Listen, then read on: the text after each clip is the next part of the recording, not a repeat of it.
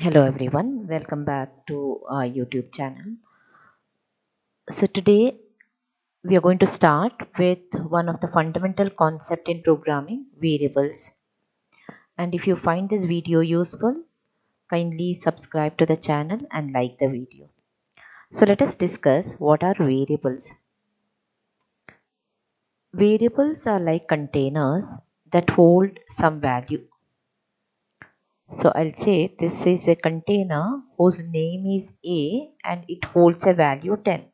So in this case, the A is a variable. Let's say A is a variable and 10 is the data that A is holding. Now, why do we need variables? Because they allow us to store and manipulate data in our programs. And variables make our code dynamic and adaptable.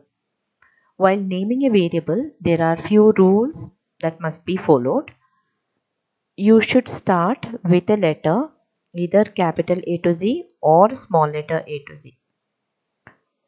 And these letters can be followed by further letters or numbers or underscore. For example, I can write something like first underscore name. This is a valid variable. I can also write something like A1. I can write A123. These are valid variables. It should start with a letter, either a capital letter or a small letter. It can be followed by continuous set of numbers like age.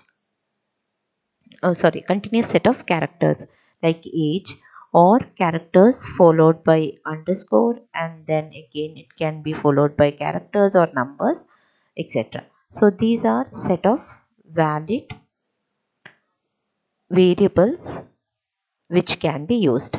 One more thing to be followed is you cannot use keywords. Keywords are system defined functions. For example, like we will learn about this a little later. While is a keyword, if is a keyword, switch is a keyword. So all these are keywords which cannot be used as a variable because system understands all these words in a different fashion. So these cannot be used as a variable. These are keywords. Now, uh, and there are no when you are declaring variables, it has different types. The data type of the variable. For example, imagine I say int a equal to 10. It means that the meaning of this is, you should understand it this way. It means that a is a variable that can hold an integer data. Okay, so a is a variable that can hold integer data. When I say int a equal to 10, so what happens, it reserves memory space in such a way that that memory space can hold integer data. You can change the value of the variable. For example, I have declared int a equal to 10. Further in a program you can say a equal to 15.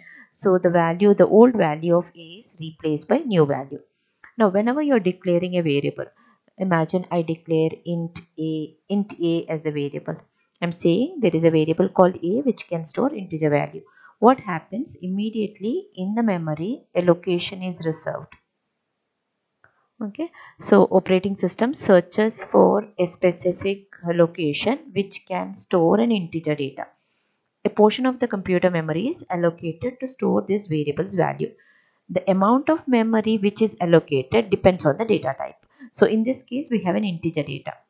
Now, integer data has a fixed amount of memory, 4 bytes.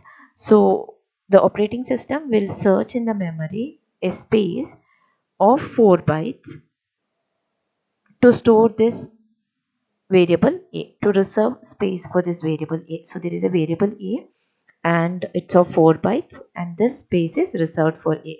Now in the next step I say a equal to 10, that is I'm storing a value 10 in a. It searches for this variable space and stores this 10 in the memory space. The variable name is associated with the memory location where its value is stored. So, and this variable name associated with the memory location is called as a name binding or symbol binding. So when you use the variable in your code, the programming language knows where to find its value in memory based on this binding. Now, next step, if you say some kind of arithmetic operation you perform on the variable, like a equal to a plus 5. So what happens? I need to perform the right hand side operation and store it in the left hand side. Right hand side, one is a integer, another is a variable. So your system will search for the content of this variable. So it knows that okay, there is a variable name binding with this memory location with this variable name. So it will extract this information, that is 10, to this value. So 10 plus 5 is added. You get a result 15. This 15 is stored back in A. So the memory location is replaced with 15. So this is about variables.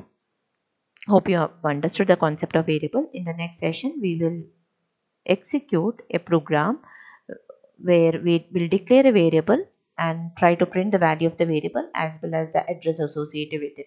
So whenever a memory is allocated for this variable A, it is allocating this 4 bytes at a particular memory location. This memory can be of any address. So imagine this is the address of the memory. So how do you extract this memory address to know that where exactly this variable is saved? We will see this in the next session. That's all for this video. Thank you.